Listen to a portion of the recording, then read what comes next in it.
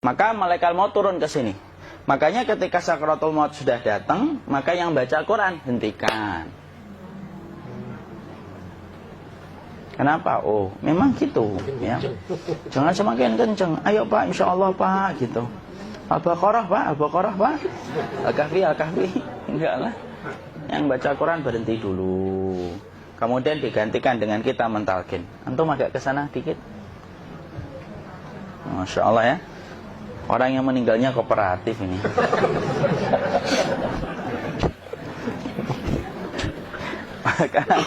maka agak ke sini ya. Maka disunahkan kita untuk mentalkinnya. Nanti ketika mentalkin jangan terlalu sering, jangan terlalu membebani. Jangan terlalu sering itu la ilaha illallah, la ilaha illallah. Tidak gitulah. Berat nanti dia ngerasakan. Di situ Imam Qurtubi juga menyampaikan, jangan terlalu sering karena itu memberatkan dadanya. Jadi ketika mentalkin, saya sampaikan, boleh diganti atau enggak Ustadz? Enggak lah, talkin itu ibadah. Ibadah itu tauqifiyah. Tauqifiyah itu enggak usah diganti. Karena Rasulullah mengatakan, lakinu ala mautakum la ilaha illallah. Talkin orang yang meninggal di antara kalian dengan la ilaha illallah. Enggak usah diganti Allah Ustadz yang lebih singkat, lebih pendek. Enggak usah. Subhanallah Ustadz, enggak usah. Kenapa? Karena talqin sudah ditetapkan ucapannya oleh Nabi, begitulah kita mencontohnya. Jadi tidak usah diganti.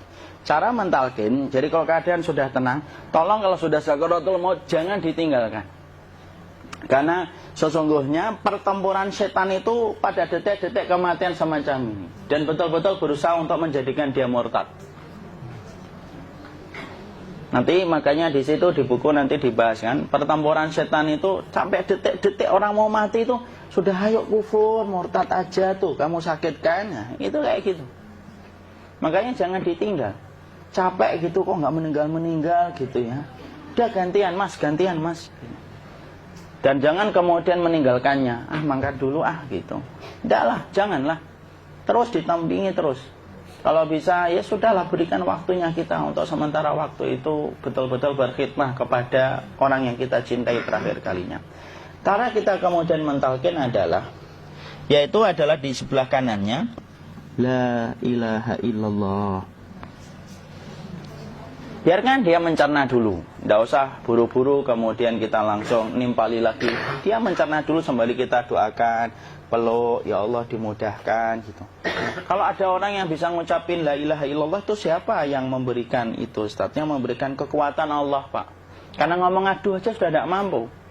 Makanya Allah berfirman dalam surat Ibrahim, yusabbitullahu alladhina amanu bil qawli tsabit fil hayatid dunya wa fil akhirah. Allah teguhkan perkataan orang yang beriman dalam kehidupan dunia dan akhirat. Dunia itu ya ketika menjelang kematiannya. Makanya dia bisa ngomong la ilaha illallah. Sebenarnya ngomong aduh aja udah gak mampu. Kalau bisa ngomong, dia mesti ngomong aduhnya dulu. Tapi Allah yang menggerakkan. Ngomong la ilaha illallah. Makanya makana akhiru kalamihi la ilaha illallah dakhalal jannah. Barang siapa akhir kalamnya itu adalah la ilaha illallah, pasti masuk surga. Makanya kita lagi la ilaha illallah. Dah. Cara dulu. Enggak usah minta diburu-buru ya. Enggak usah gini. Ayo la ilaha illallah. Ayo.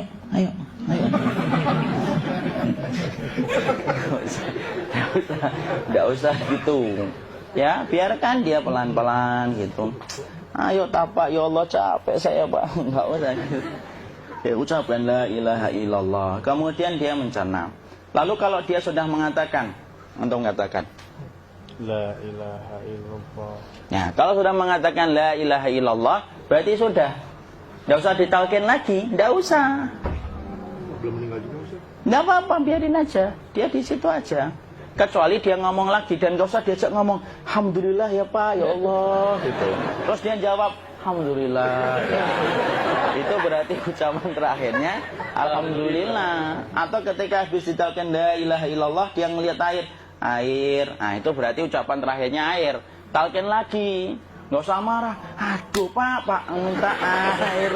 Kuncinya mau minta air nanti aja dikubur gitu loh. Jangan gitu. Biarin aja. Jangan kemudian setelah la ilaha illallah La ilaha illallah. Terus, ayo tutup, awas ya ngomong lagi ya. Nggak bisa gitu juga. Maka kemudian setelah la ilaha illallah sudah, nggak usah diajak ngomong gitu. Terus kemudian nggak usah ada anaknya perempuan, ya Allah Pak, sudah bisa ngomong la ilaha illallah, usah gitu. Cukup dalam hati alhamdulillah gitu. Diam kita dengerin gitu. Disitulah nanti biasanya tadi detik dia terakhir. Dia nanti ngeliat di sini Pak, prosesnya itu. Nanti kaki langsung sebagian jempol dingin dia. Kaki, telapak kakinya langsung kalau kita geningkan dingin kayak kaki yang kena AC langsung. Kemudian dia langsung ningkup gini, dikit dia, mulai kaku dia. Atau kalau enggak, gini dia. Langsung kayak jatuh, kayak kepala nanti yang paling terakhir. Kepala itu pasti ada gerakannya Pak, ini meninggal itu. Pasti gitu. Pasti gitu. Karena apa? Sudah tidak ada beban ruh yang menahannya. Ya, cabut ya, set pelan, maka kemudian malaikat itu. Tapi tetap sakit lah, walaupun dikatakan ringan, tetap sakit. Maka kemudian sakit gitu, ngelewatin sini, jantung kemudian sudah tidak berfungsi, kemudian ginjal Pak, ngelewatin ginjal tidak berfungsi. Bapak bayangkan kan, kalau yang pernah sakit batu ginjal Pak, sepakat nggak kalau kita batu ginjal itu sakitnya luar biasa Pak? Itu baru titik batu kecil di ginjal. Kita bisa bayangkan tiba-tiba ginjal tidak berfungsi. Sakitnya kayak apa Pak? Tiba-tiba ginjal nggak berfungsi, pankreas naik, kemudian tek jantung. Jantung ini dia masih hidup dia, di sininya masih hidup walaupun jantungnya sudah berhenti. Naik.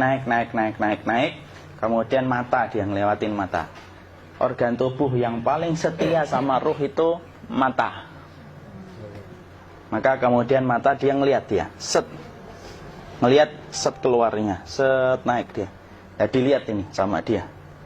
Makanya Rasulullah mengatakan innar ruha idza qubida tabi'ahul basar. Ruh itu kalau dicabut, mata itu ngikutin kemana perjalanan ruh itu. Makanya ada yang meninggalnya gini. Ya itu bukan tanda su'ul khatimah. Itu tanda fitrahnya mata ngikutin ruh. Atau kemudian bukanya sedikit. Ada yang kayak senyum Pak. Ada yang kesini yang keringetan. Nah, itu tanda husnul khatimah. Ada yang senyum. Jadi sakitnya setelah selesai itu plong gitu. Makanya kemudian ada yang tersenyum. Maka itu tanda. Kalau kita ngelihat orang yang membuka mata kayak gini, tidak usah takut. Cepat-cepat kemudian kita nanti tutup. Biasanya kalau terlalu lama, itulah yang menjadikan ini tidak bisa ditutup. Makanya harus pakai kapas akhirnya. Karena apa? Karena pas meninggal nggak langsung ditutup. Biasanya karena perawat takut, dokternya juga nggak tahu itu, dibiarin itu. Makanya ada beberapa mata yang ditutup pakai tensoplas kan? Sebenarnya kalau langsung bisa nutup dia, fitrahnya nutup mata itu. Jadi kemudian kita baca Allahumma fillahu warhamhu wa'afihi wa'fuanhu atau bismillah wassalatu wassalamu ala rasulillah, tutup. Bismillah. Tidak usah takut. Kecuali buka lagi ya, ini baru kita kabur bareng. Kalau buka lagi Pak, Insya Allah Pak, ya Allah ya kita kabur bareng-bareng Pak. Diusap Pak, diusap ini. Ini enggak disenggol gini enggak. Begini kan, sudah meninggal dunia. Tangan boleh begini, boleh diluruskan, enggak ada ketentuannya. Boleh gini, boleh kemudian lurus. Tidak usah disalahin kalau ada yang lurus. Lu itu tangannya gimana sih? Posisikan kayak sholat. Nah, ada perintah kayak gitu. Jadi kemudian dikondisikan saja. Terus maka kemudian dipijit-pijit, akiknya dikeluarin, kemudian jamnya dilepas, gigi palsunya dilepas kalau ada, ya. Kemudian apa setelah itu? Coba buku.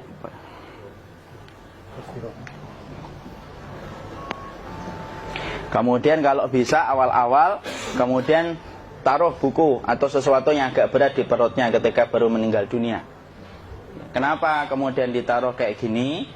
Bukan apa-apa, supaya membantu sisa-sisa pencernaan dia untuk keluar. Nanti Pak, biasanya kalau kita taruh agak yang berat gini, atau kemudian kita gini-gini kan, ini udah makan belum Maki? Udah makan belum makan kok udah gede ya? Maka pencet-pencet kayak gini biasanya nanti ketika dimandikan, nah pas dimandikan diginikan saja. Aduh. Nah ini dia sudah keluar di belakang, dia gini. Terus nanti keluar dia. Nah ini keluar langsung di belakangnya. Dan memperlakukan orang kalau sudah meninggal dunia itu yang lembut gitu. Kenapa? Inna kasra admil mayyiti kakasri admil hayyi. Mematahkan tulangnya ketika orang sudah meninggal dunia itu lebih dia rasakan sakit ketika mati daripada ketika masih hidup. Tuh Islam itu sampai sama orang mukmin itu kalau sudah meninggal aja sampai selembut itu. Kok hidup kasar itu kebangetan dia jadi orang itu. Mau sampai orang mati itu kemudian disuruh yang lembut, kalau ada aib disuruh nutup, tidak boleh diceritain. Misalkan di belakangnya beliau ini ada tompel, gagah-gagah tompelnya gede gitu. Tidak boleh cerita, Masya Allah loh. Sampai segitunya sunnah itu, ngajarin kita untuk nutup aib. Kalau ada orang belajar sunnah sukanya buka aib, nyari-nyari kesalahan orang. Sunnah yang mana dia pelajari itu saya bingung. Makanya kemudian gini, setelah selesai, maka kemudian tutup dengan kain. Maaf ya, akhi. Ya. Nanti kalau nggak kuat napas ngomong ya.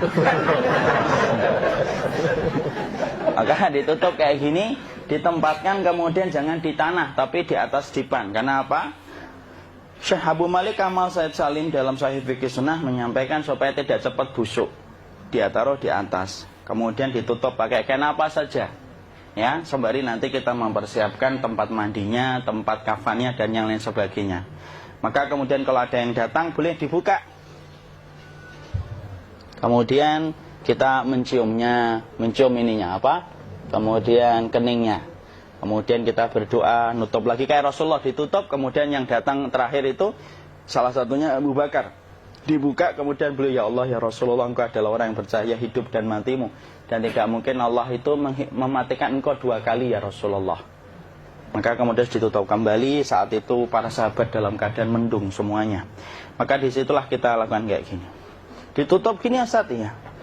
Kasihan tidak bisa napas, insya Allah tidak butuh napas lagi. Jadi kemudian kita semacam ini kita persiapkan apa yang bisa kita lakukan.